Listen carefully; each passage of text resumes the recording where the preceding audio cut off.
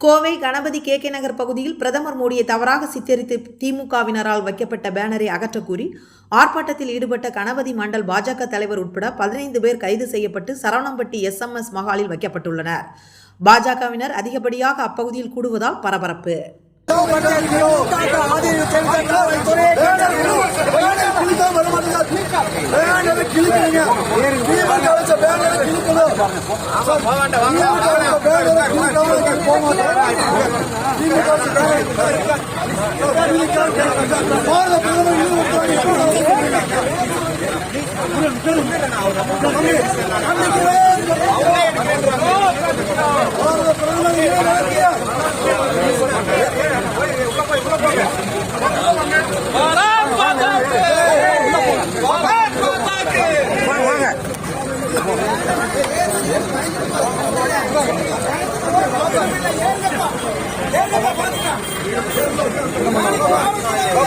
ऐसे एरपा ऐसे